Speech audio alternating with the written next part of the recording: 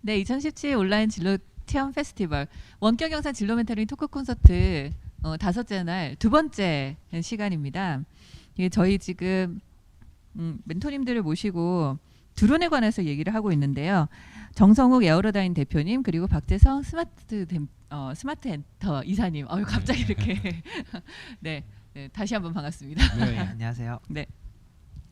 저희가 지금 쉬는 시간 동안 잠깐 말씀을 나누다가 굉장히 재밌는 대화를 했었어요. 아까 잠깐 얘기했던 레이싱 드론에 대해서 얘기를 하다가 이 프로팀이 아까 그 드로젠 국내 대회죠. 네, 그렇죠. 드로젠 같은 경우에는 이제 1위 상금이 4천만 원 정도다. 이게 어쨌든 이게 새로 생기는 대회 치고는 굉장히 상금이 규모가 크다 이제 이런 얘기를 나누다가 아까 우리나라가 1, 2, 3등을 휩쓸었다는 두바이 대회, 그러니까 국제 대회죠. 그렇죠. 여기 상금이 얼마라고 하셨죠?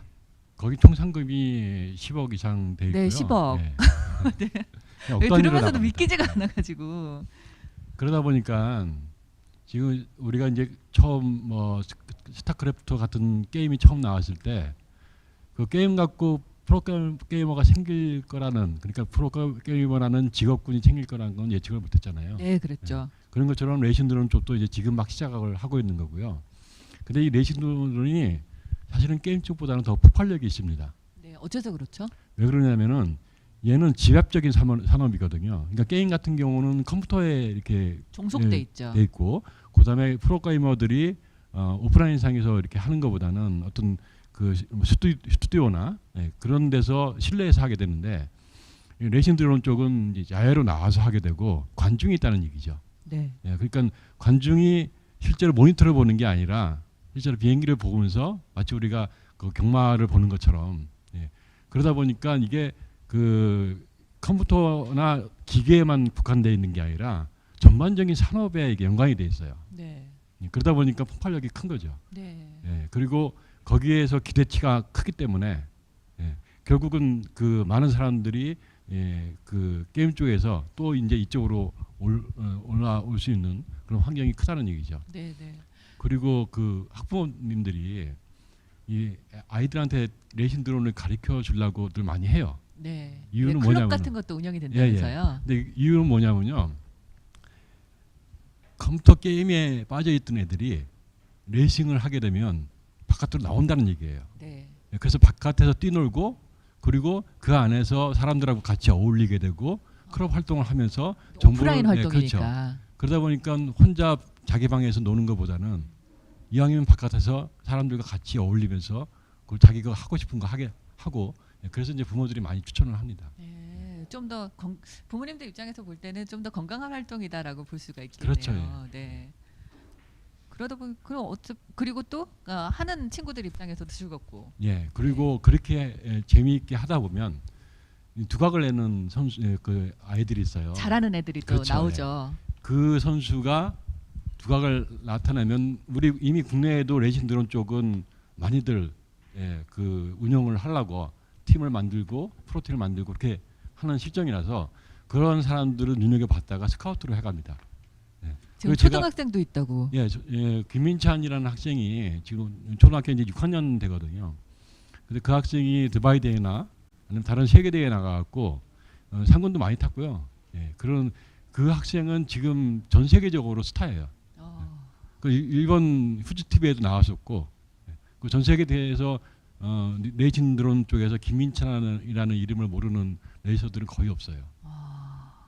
그리고 우리나라 상황이 좋은 게 일단 스타가 있고요. 김민찬이라는 스타가 있고, 그 스타가 전 세계적으로 거의 탑을 달리고 있거든요. 네. 그리고 또 국내에 또 여성 레이서가 고등학교 2학년짜리 학생이 있어요. 네. 저희 클럽에서 같이 하는 학생인데 그 친구도 일단 미모도 괜찮고, 그리고 이런 말을 하면 좀 그렇지만은 그러다 보니까 스타성이 있는 거죠. 그래서 이제 스카웃을 해서 그 친구도 그 레이서로 키우기 위해서 그렇게 투자를 하고 있는 입장이고요. 그렇게 했을 때 일단 세계 대회에서 나가면은 이게 여러 가지 면에서 광고나 그런 면에서도 그 여러 가지 그 좋은 점이 많기 때문에 요즘은 아마 이제 앞으로는 우리 골프에서는 뭐 박세리 키드, 뭐 피겨에서는 김연아 키드 그런 것처럼 레이싱 쪽도 이제 김민찬 키드 뭐 이런 식으로 나올 거라고 생각을 합니다. 그렇군요. 이게 정말 흥미로운 지금 시작되니까 이런 것들이 보이는 거예요, 그죠? 그렇죠. 네, 근데 실제로 직접 날리고 해보면요, 거기에 빠져들 수밖에 없는 재미가 있습니다. 네.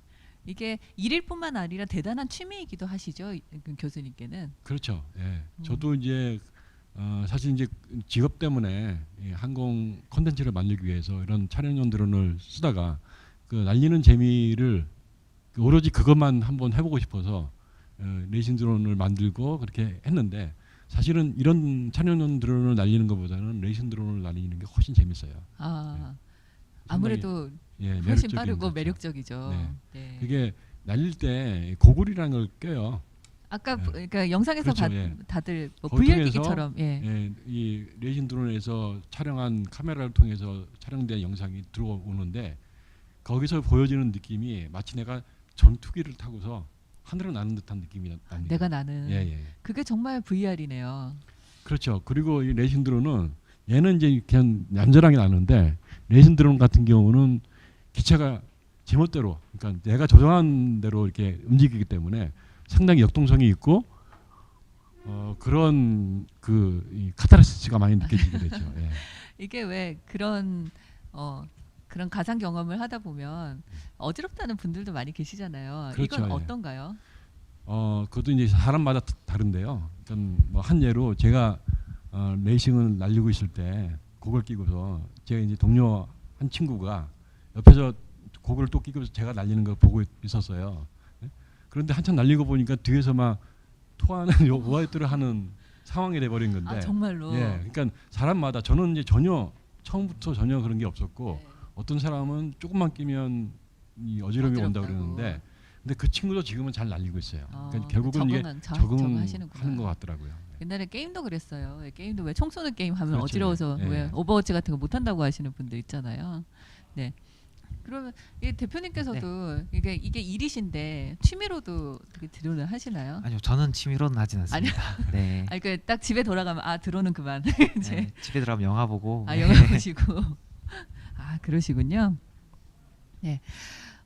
지금 레이싱 드론 얘기를 조금 더 해봤는데요. 실제로는 이렇게 촬영이라든지 레이싱 이렇게 가장 많이 쓰이는 분야라서 그렇기는 한데, 근데 실제로는 이건 말고도 무궁무진한 그 확장성이 있는 게 드론이고요. 또 그런 게 어떤 게 있을지 한번 지금까지 나와 있는 것들 중에서 좀 더 유명한 활용 사례들을 대표님께서 좀 준비를 하셨다고 해요. 네. 네, 그래서 그 영상을 보면서 간단히 설명을 듣고 다시 돌아오겠습니다.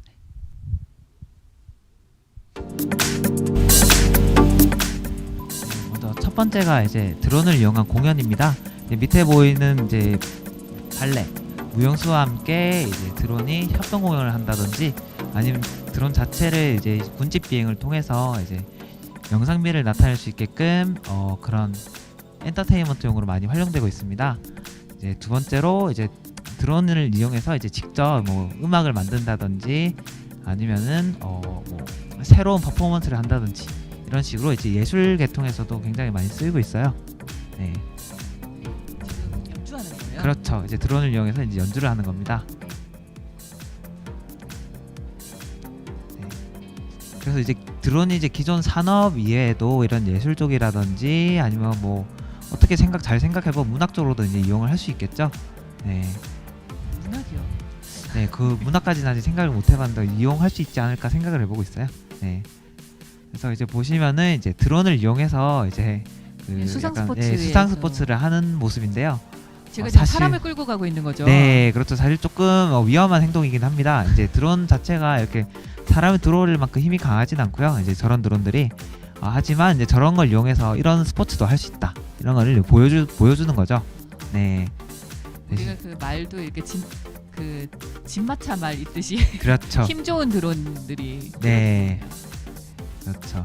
라이프가드도 있어요. 네, 이런 식으로 이제 그 수상 이제 재난 시에 이제 드론을 이용해서 이제 수영 못한 사람들 위해 이제 구명 튜브를 내려준다든지. 사람들이 신속하게 대처하기 힘든 상황에서 네, 구조에 그렇죠. 쓰이는 거겠네요. 네, 아니면 이제 가장 유명한 사례죠. 이제 이건 물건을 많이 배달한다는 봤어요. 네. 개념은 이제 드론이 등장하기 전부터 이제 사람들이 알고 있는 개념입니다. 네, 뭐 피자네요, 이거는. 네. 피자 같은 거라든지, 뭐 이런 물건 운송. 하지만 물건 운송은 아직 갈 길이 좀 많이 먼 상황이고요.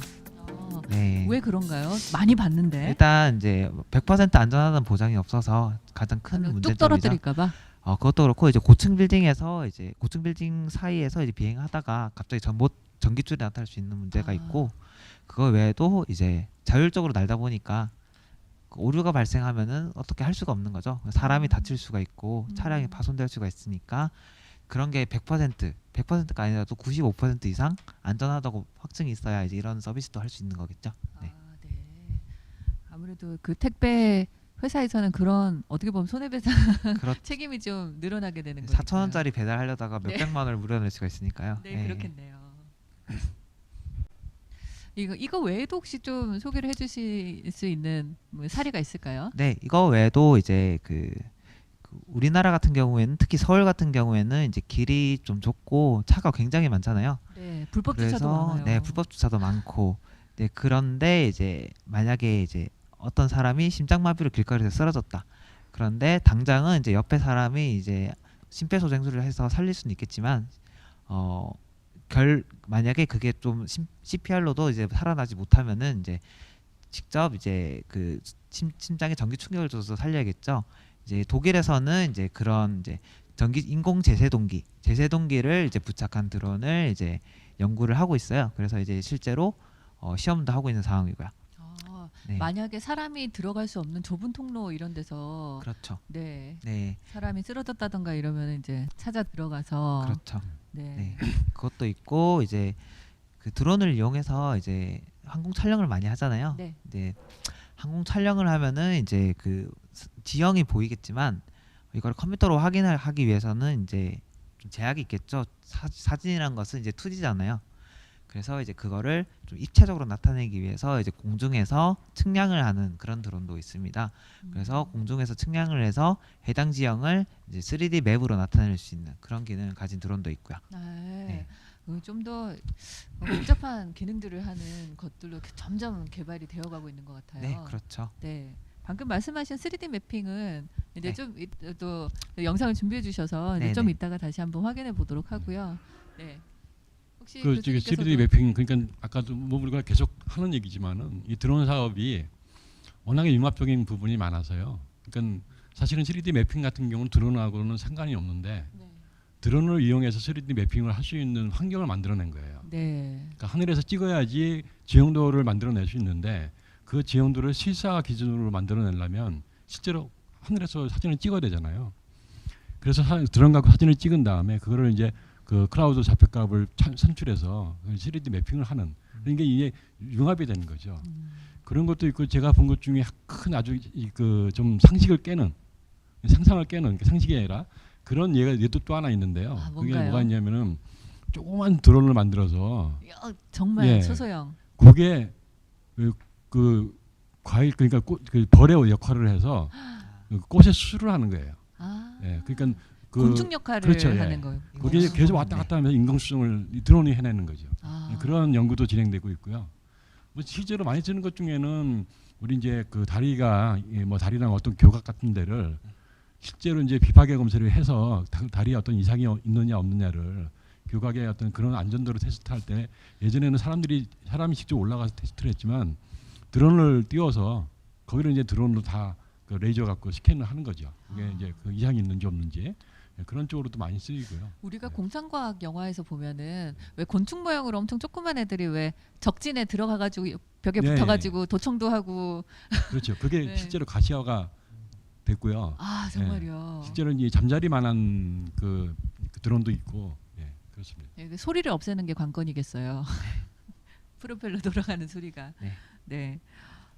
그런 여러 가지 활용도가 있는데요. 이제 방금 말씀하신 3D 매핑 한번 보고 다시 진행해 볼까요? 네. 네, 보시는 영상은 이제 어떤 그 광산 지형에서 공중 촬영을 통해서 이제 3D 매핑한 사례입니다. 네, 보시면 알다시피 이제 컴퓨터 3D 그래픽으로 이제 완벽하게 질감까지 재현을 해낼 수 있는 걸 볼 수 있고요. 3D 매핑이라는 게 말하자면 맵을 만드는 건데 그쵸. 3D로 만드는 거죠. 그렇죠. 이제 깊이 정보가 사진에 이제 네, 깊이 정보가 들어가는 거죠. 네, 그래서 일정 고도를 비행을 하면서 이제 지상을 향해서 끊임없이 초음파 센서라든지 아니면 레이저 거리 측정기를 이용해서 자신 간의 지표 간의 거리를 측정하고 이거를 이제 사진 포인트마다 이제 반영을 하는 거죠. 저기 보시는 이제 하얀 점들이 이제 다 이제 측정한 고도값이 있는 위치예요. 네, 그래서 이제 그 약간 질감도 나타낼 수 있고 이제 어마어마한 밀도로 찍네요. 예, 그렇죠. 네, 그래서 약간 이것도 어떻게 보면 이제 대용량 데이터를 처리하는 이제 가장 기초적인 단계의 빅데이터라고 보시면 됩니다. 네. 빅데이터라는 의미가 좀 다르긴 한데 어떻게 보면 이제 자료량이 굉장히 방대하기 때문에 뭐 컴퓨팅 기법이라고 생각하시면 될 것 같습니다. 네. 네, 보시면은 이제 이런 3D 매핑을 하는 이유는 직접 이제 측정을 하기 위해서는 굉장히 많은 이제 노력이 필요해요. 이제 지상에서 하면 정확하지도 않고 이제 공중에서 이제 이런 식으로 이제 실시간으로 매핑을 하게 된다면은 내가 부지에서 얼만큼 이제 쓸 수 있는 공간이 나오는지 쉽게 알 수 있고 그리고 약간 이제 직접 땅에서 보는 것보다는 이제 위쪽에서 보는 게 좀 더 정확하게 이제 구획을 나눠 볼 수 있잖아요. 그런 식으로 측량 쪽에서 이제 굉장히 많이 쓰이고 있죠. 네, 네. 굉장히 정확도가 높은 지도들을 만들고 또 그게 산업적으로나 또 군사적으로나 네. 또 활용이 되고 네 그렇게 되는 거겠죠. 네. 네, 우리나라가 이렇게 드론이 대부분 금지돼 있죠. 우리나라에서 날리는 게 저는 그렇게 들었어요. 도시 부분. 몇 가지 이제 규정만 지키면은 이제 비행은 가능합니다. 근데 금지되어 있는 구역은 이제 좀 많이 있고요.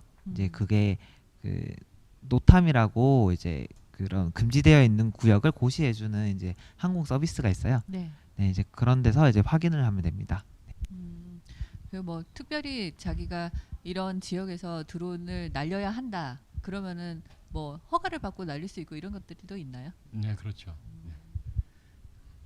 뭐 대회가 열린다든가 이럴 수도 있고. 네, 그래서 이제 긴급 보통 재난이 생길 수도 있고 소방 드론 같은 거 있잖아요. 네. 네. 맞아요. 그래서 서울 이제 강북 지역 청와대 인근 이제 8km 9.6km 이내는 이제 비행 금지 구역이고요. 이제 서울 시내 대부분은 이제 비행 제한 구역. 그리고 이제 원자력 발전소 반경 이제 9.6km 이내도 비행 금지 구역입니다.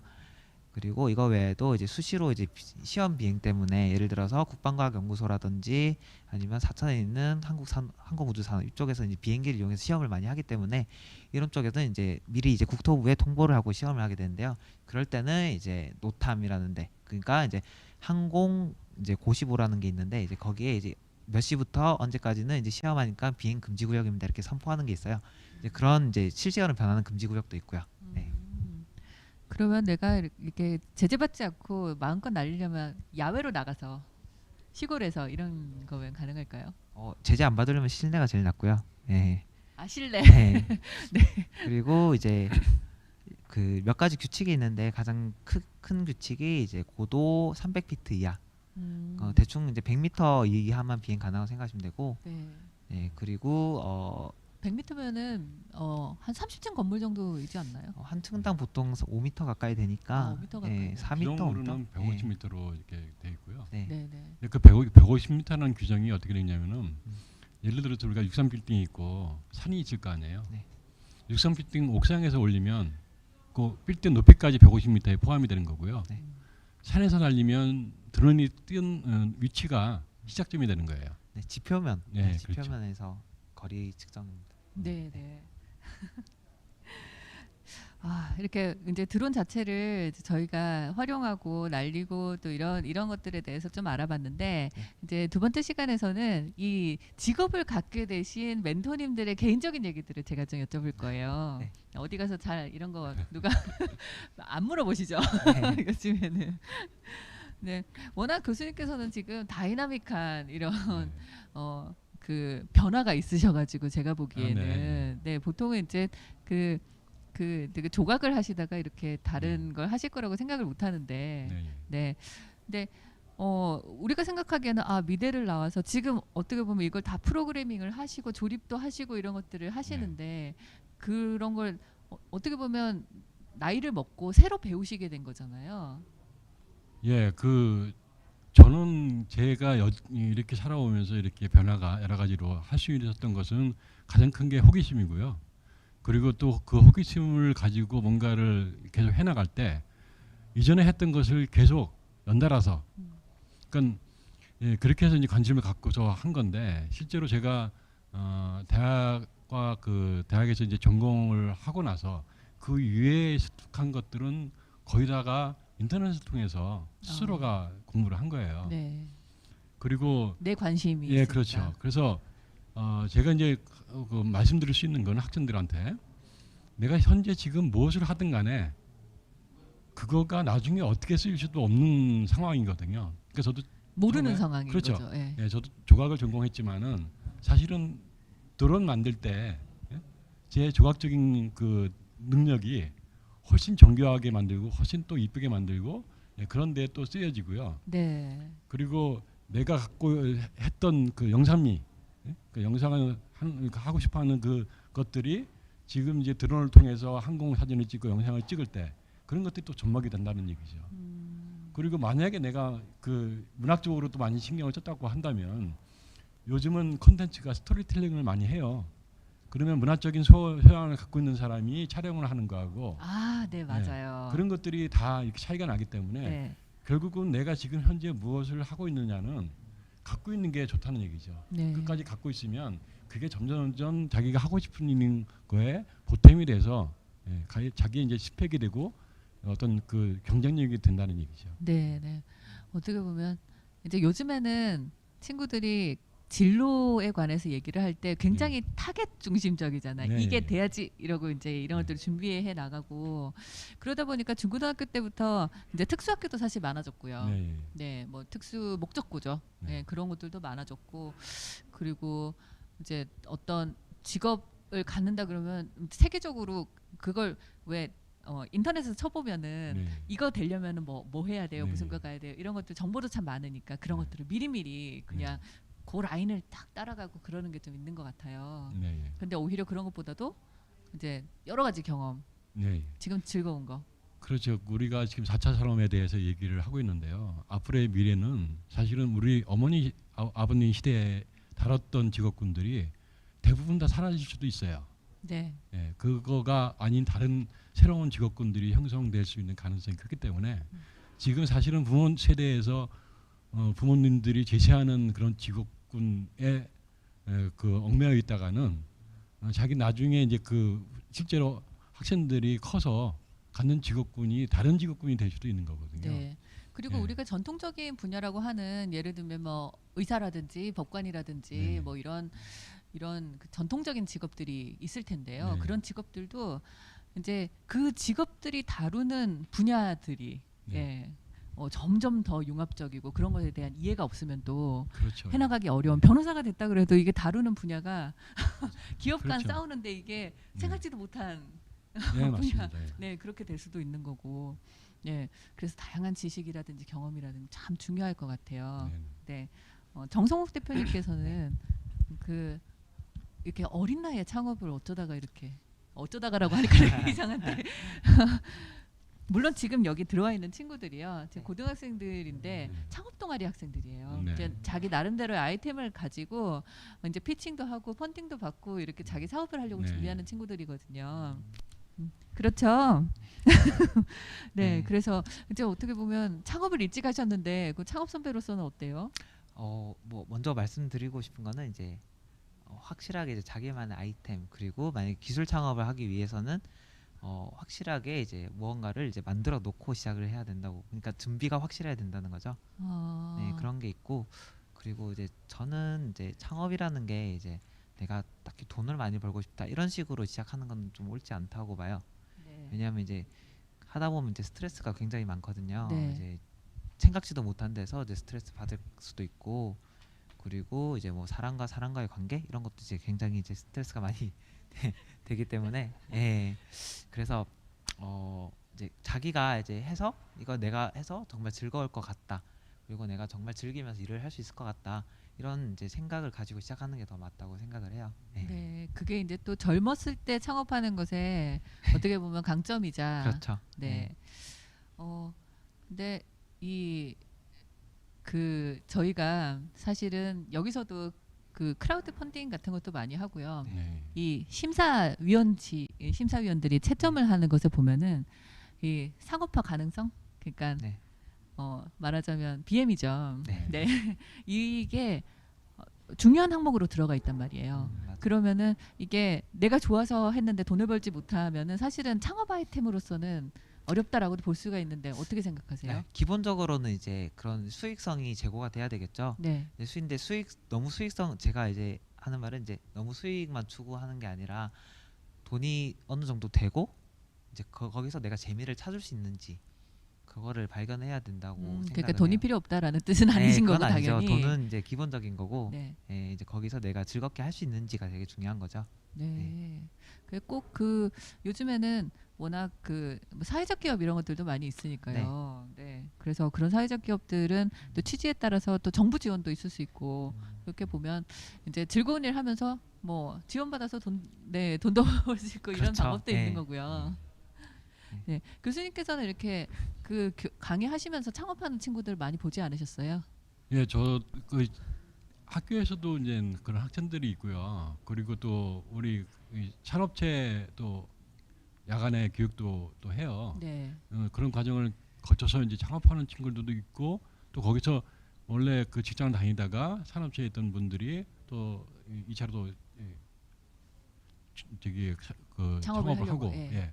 그런 경우가 있는데 저는 제 경우는 대체로 이제 그 학생들한테 이제 주로 이제 지도하는 얘기가 일단은 자기가 하고자 있는 거에 사실은 거의 반쯤 미쳐야지 성공률이 있다는 거죠. 예. 그러니까 단적인 예로 우리가 창업의 시작은 사실은 나이가 아니라 내가 그거에 얼마큼 열정을 갖고 있느냐의 판가름에서 네. 이 결정이 난다고 생각하거든요. 그러니까 젊은 사람이 창업을 해서 성공한 사람도 있고 늦은 나이에 창업을 해서 성공한 사람도 있는데 그렇게 해서 크게 성공한 사람들은 대체로가 그쪽에 거의 반은 미쳐 있다는 얘기죠. 그러니까 네. 한 예로 뭐 주크버거 같은 경우가 네. 페이스북을 만든 그 친구가 이제 대학교 때 했는데 그 사람이 뭐 이 돈을 벌고자 하는 목적이 아니었잖아요. 그렇죠? 네. 나는 커뮤니티를 갖고 싶다. 예? 그런 커뮤니티 플랫폼을 만들어서 내 주변 친구들하고 일상의 대화를 나누고 싶다는 거에서 이제 출발을 해서 거기에 빠져서 좀 더 확실한 플랫폼을 만들어 보자는 욕구에서 지금처럼 이제 커진 거죠. 네. 그 마크 저커버그 얘기가 나와서 그런데 그 네. 페이스북 네. 그 어느 멘토님이 그 말씀하셨어요. 지금 가장 많은 인구가 있는 나라가 어딘지 아냐? 우리는 다들 중국이라고 하지만 15억. 네. 근데 실제로는 페이스북이다. 예. 네, 페이스북 사용자가 16억이기 때문에 네. 그 사람들이 일상적으로 네. 왔다 갔다 하는 공간, 그 사람들이 같은 종류의 언어를 쓰고 그런 것 같아요. 네. 근데 그런 큰 영향을 미치는 사람도 이제 어쨌든 자기가 좋아하는 것에서 시작했고 네. 근데 거기에 반쯤 미쳐서 시간 가는 줄 모르고 시간을 보내고 그렇죠. 그러면은 이렇게 묻는 친구들도 있겠죠. 자기가 좋아하는 걸 어떻게 알아요? 라고 이게 네. 참 이게 그게 원래 있었던 사람한테는 이런 질문이 너무 이상하거든요. 네. 예. 근데 실제로는 많은 친구들이 내가 뭘 좋아하는지 모르겠어요라는 얘기들을 참 많이 해요. 네. 근데 혹시 아이 있으신가요? 아니 저는 없어요. 그러니까 이렇게 자녀를 키우는 네. 부모들은 우리 애가 뭘 좋아하는지를 잘 모르겠다 그런 네. 그리고 또 중고등학생들도 아무래도 좀 그 고민들이 어려서부터 요새는 고민들이 되게 많잖아요. 네네. 그러다 보니까 이제 뭘 이렇게 즐길 시간이 딱히 없어서 그러면은 그런 경우에는 어떤 조언을 좀 해주실 수 있을까요? 일단 가장 큰 문제가요. 우리 아이들의 이제 가장 큰 문제는요. 지금 워낙에 이제 사교육도 많고 그러다 보니까 지금 아이들이 너무 바빠요. 바쁘다 보니까 그 바쁨이라는 것은 사실은 개인적으로 사용할 시간들이 대부분이라는 얘기죠. 근데 문제는 이제 그게 아니라 앞으로는 이제 소통되는 커뮤니티가 이루어지고 소통되는 그런 경험을 많이 가져야지 실제로 많이 뛰어놀고 많이 다른 사람들하고 소통을 하고 하는 학생들이 결국은 자기가 뭘 좋아하는지 빠르게 찾아 나갈 수 있다는 얘기죠. 그러니까 자기가 혼자만의 시간을 가져서는 그런 것을 자기가 하고 싶은 게 뭔지를 찾기는 상당히 좀 어려워요. 네, 그 친구들이 참 많은 시간을 보내는 게 사실 네. 페이스북, 인스타그램, 그렇죠. 뭐 이런 SNS들인데 이게 상당히 일방적인 매체잖아요. 그렇게 네. 볼 수 있죠. 네, 상호 소통이라고는 하지만 실제로는 이제 내가 내 컨텐츠 내가 좋아하는 거 올리고 자기가 보여주고 싶은 것만 보여주고, 그러니까 이렇게 피드백을 받기도 사실 어렵고, 네. 네, 그러다 보니까 그게 점점 더 어려워지는 것 같아요. 네. 예전에는 오프라인에서 만나면 이렇게 사람이 이렇게 드러나잖아요. 좋은 점, 나쁜 점이 다. 그렇죠. 예. 그래서 재밌는 거 이제 찾으려면은 많은 경험을 해봐야 된다고 생각을 해요. 이제 자기가 하고 싶은 거 있으면은 이제 가능한 한 해보고 그리고 다양한 많은 경험을 쌓아보는 게 중요하다고 생각을 해요. 저는. 가장 가치 있는 경험이 어떤 게 있으셨어요, 대표님은? 저는 가장 가치 있는 경험이 이제 저희 가족 아버지께서 이제 좀 가족 여행을 많이 갔어요. 가족 여행 네, 어렸을 때부터요. 네, 그래서 매해 이제 12월 31일 되면 이제 속초에 놀러 가서 이제 새해를 맞이했거든요.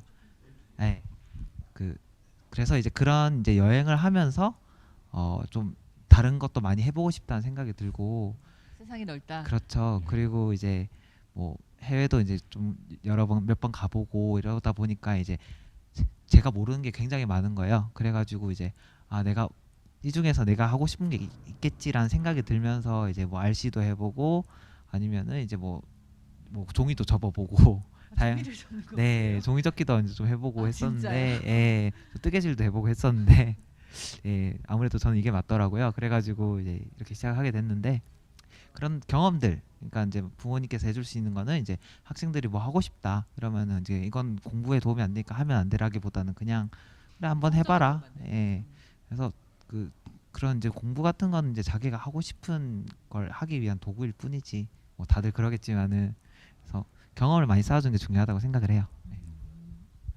어렸을 때 이렇게 그 조건 없이 받아들이는 시간들 참. 그렇죠. 네.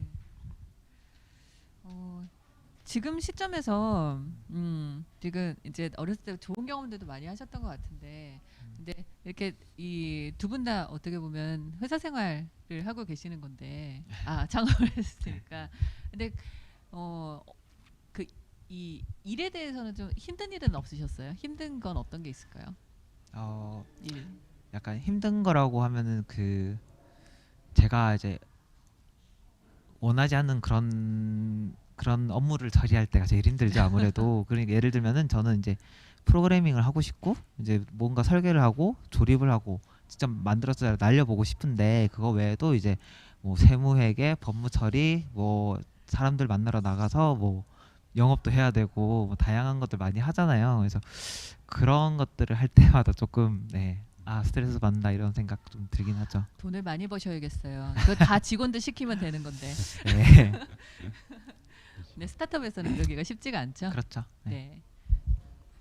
뭐 제 경우는 일을 하면서 가장 힘든 거는 제가 이제 머릿속에서 뭘 상상을 했는데 그게 뜻대로 구현이 안 될 때 가장 힘들고, 뭔가 학자적인 예. 고민이네요. 그래서 기술적인 문제도 되는 거죠. 네. 그러니까 현재 기술 갖고 내가 구현을 하지 못하면은 남들이 만들어 놓은 것도라도 가서다가 해야 되는데 그런 것조차도 검색을 하든 어디다 물어봤든 간에 그게 안 나올 때 나는 꼭 이것을 구현을 하고 싶은데 아예 존재하지가 않을 때. 그러니까 존재는 하는데 아무래도 제가 못 찾아내는 경우도 있을 수 있는 거고요. 실제로 너무 상상력이 지금 현재 기술보다는 너무 뭐 또 동떨어져서 구현하기가 힘든 경우도 있는데 그게 검증이 돼야지 포기를 할 수 있는 거잖아요. 근데 검증이 안 되면 이게 계속 미련이 남는 거죠. 이걸 꼭 만들고 싶은데 근데 내 기술 갖고는 구현이 안 되는데 뭐 해외나 여러에서 뭐 어떤 검색이나 그런 걸 통해서 구현이 가능하다는 실마리가 있으면 어떻게든 해보겠는데 그게 이제 안 될 경우에 그런 좀 힘든 상황이 오고 그렇죠. 네. 이런 기술적으로 빨리 발전하는 분야 같은 경우는 컨퍼런스 같은 것들도 해외나 국내나 많이 열리는데 드론 관련된 거는 이런 정보를 찾을 수 있을 만한 그런 그 컨퍼런스나 이런 자료를 찾아볼 수 있는 사이트라든지 이런 것들도 있나요? 일단 우리가 흔히들 인터넷은 바다다 이렇게 얘기를 하잖아요. 네, 그렇죠. 정보의 바다다. 근데 그냥 그게 이제 아저씨들이 그냥 하는 얘기가 아니고요. 실제로 여러분들이 아이들이 우리들나 다 똑같지만 그 정보의 바다를 많이 이용하는 사람만이 정보의 바다라는 것을 느끼게 될 수 있는 거예요. 저도 실제로 그랬고요. 저도 이제 한 예로 소프트웨어만 놓고 본다면 이게 우리가 동시대의 사람들은 거의 다 비슷한 생각을 하고 있는 것 같아요. 그러니까 내가 이런 기능이 있는 소프트웨어가 있으면 좋겠다 라고 상상을 하고 그 소프트웨어가 내가 여기에 필요하다고 생각해서 검색을 하면요 거의 90%는 나와요. 그런 용도의 소프트웨어가 있다는 거죠. 네. 네. 그래서 그걸 제가 이용해서 내가 하고 싶은 걸 했던 거가 한두 번이 아니었거든요. 그러니까 우리가 지금 사실은 이 내가 생각하고 있는 생각을 나만 생각하는 게 아니라 남들도 생각하고 있는 거거든요. 네. 네. 그런 것을 비춰본다면은 전 세계에 네. 한 명쯤은 그렇죠. 이 인터넷 바다라는 것은 분명히 그런 부분이 있습니다. 그게 이제 커뮤니티가 되는 거고 그 사람이 준 정보가 나한테 이로움이 되는 거고 또 내가 알고 있는 정보가 인터넷에 공유를 하면서 누군가한테 도움이 되는 거죠. 네. 인터넷 말씀을 들으면 영어를 잘해야 되는데 이런 생각밖에 그게 네. 참 큰일이에요. 근데 그게 이제 습관이 되고 그러면 왜 지금 우리 그 해외 사람들이 한국어를 공부하는 이유가 한국 드라마에 빠져서 네. 한국어를- 좋아하니까. 예, 그렇죠. 그 마찬가지로 내가 찾고 싶은 정보가 있다고 한다면 언어라는 장벽은 사실은 큰 장벽이 아니죠. 그러니까 네. 일단은 내가 알고 싶으면 그러면 그 장벽을 헤쳐나갈 수 있을 거라고 생각을 합니다. 네. 그러니까요. 그 언어만 배우면 되는데 참 쉬운 일인데 그죠? 네. 근데 그 호기심과 그런 거에 대한 욕망은요 언어의 장벽도 이겨내는 것 같아요. 네. 맞아요. 좀 있으면 근데 앞으로는 저기 그 언어학이 요즘 알파고 하잖아요, 그렇죠? 네네. 네. 그 이제 언어를 해석해내는 능력도 이제 그 충분히 더 좋아질 수 있기 때문에 네. 앞으로는 이제 그런 장벽도 없어지겠죠. 네, 그러니까요. 이게 정말 배워야 되나 말아야 되나 그런 얘기하는 친구들도 있어요. 좀 있으면 다 해줄 것 같은데 동시통역기도 나올 것 같고 이러면서 하지만 우리는 언어가 그렇게 기계적으로 통역만 해준다 그렇다기보다 언어를 배우면서 얻는 것들도 굉장히 많잖아요. 그렇죠. 네, 맞아요. 문화도 배우고 네. 마이크를 드셨길래. 아니요. 네, 저희가 벌써 헤어질 시간이 다 됐어요. 그러니까 저희가 그 동안에는 막 5분도 가고 10분도 가고 되게 많이 좀 더 연장해서 하기도 하고 그랬는데 이제 오늘은 쉬는 시간도 짧고 그래서 정시에 마칠 거고요. 네. 아쉽지만 그 이제 마지막으로 우리 중고등학교 친구들에게 이 직업과 꿈을 가지는 것에 대해서 당부 말씀 한마디씩 들으면서 이제 마무리를 하도록 할게요. 예. 우리가 사실 어릴 때 꿈을 갖고 그 꿈을 이루기 위해서 그 뭔가의 노력을 하는데 사실은 여러분들 그런 부담을 일단은 버리는 게 중요해요. 그러니까 일단 자기가 뭔가에 얽매인다는 것은 내가 꿈을 이룰 수 있는 그 과정이 그만큼 제약이 된다고 볼 수 있어요. 그러니까 목적이 욕심이 돼서는 안 되고요. 내가 하고자 하는 것이 목적이 돼야 된다는 얘기죠. 그래서 제가 그 여러분들한테 당부드리고 싶은 말은 여러분들이 하고 싶은 것을 일단 최대한대로 노력을 해서 즐기고 해보고 그런 과정을 먼저 거쳐야지. 그런 과정이 쌓이면은 아까도 제가 잠깐 얘기를 했지만은 앞으로의 세상은 융합적인 세상이기 때문에 내가 갖고 있는 기술이 다양한 분야에서 융합적으로 쓰일 수 있고요. 또 점점 내가 습득하는 것들이 다양한 분야에서 결국은 하나의 그 융합된 콘텐츠로 나올 수 있다는 것을 생각하고 지금 현재에서 자기가 하고 싶은 거에 최선을 다하는 게 그게 이제 손에 잡히지 않는 어떤 꿈을 위해서 달리는 것보다는 훨씬 더 효율적이지 않을까 그렇게 생각을 합니다. 네, 그럼 부담감을 버리고. 네. 네. 네. 저도 좀 비슷한 생각인데요. 자기가 하고 싶은 것은 이제 어떻게든 이제 한번 해보고 그리고 뭐 어떤 일을 하던 간에 자기가 해보고 이제 판단을 하는 게 맞다고 생각을 해요. 다른 사람들이 이거는 돈이 안 될 거야. 이거는 너가 스트레스 많이 받을 거야. 이런 식으로 얘기하는 사람들이 많은데 이제 그런 것들은 배제하고 자기가 해보고 이건 정말 아니다 싶으면 이제 아니다고 당당하게 얘기할 수 있잖아요. 이제 그런 식으로 먼저 경험을 많이 해보고 내가 이제 어떤 걸 좋아하는지 또 하고 싶은 게 무엇인지 찾는 게 이제 순서라고 생각을 해요. 그래서 이제 뭐 교수님께서 말씀하셨듯이 이제 부담을 갖지 말고 할 수 있는 게 있을 때 이제 하는 게 그리고 이제 그런 것들이 나중에 큰 밑거름이 될 수 있다고 저는 생각을 합니다. 네. 자기가 할 수 있는 일, 잘하는 일은 남이 찾아주지 않아요. 그렇죠. 그렇죠. 네, 정말 자기가 좋아하는 거는 끊임없이 고민을 해야 되고 이게 청소년 여러분뿐만 아니라 어른들도 계속 고민을 하고 있어요. 네, 그러니까 많은 부담을 가지지 말고 지금은 할 수 있는 것, 하고 싶은 것들을 마음껏 해나가시는 게 좋은 직업을 갖는 첫걸음이라는 걸 계속 강조드리고요. 자, 이번에 둘째 시간을 이렇게 마무리를 할게요. 이제 이어지는 주제는 차세대 디스플레이. 네, 멘토분들 모시고 여러분들과 주제 나눠볼 건데요. 네, 드론은 오늘 여기서 마무리하도록 하겠습니다. 오늘 이 자리에서 좋은 말씀 해주신 정성우 에어로다인 대표님, 네. 그리고 박대성 스마트엔터 이사님 네. 정말 감사합니다. 네, 감사합니다. 네.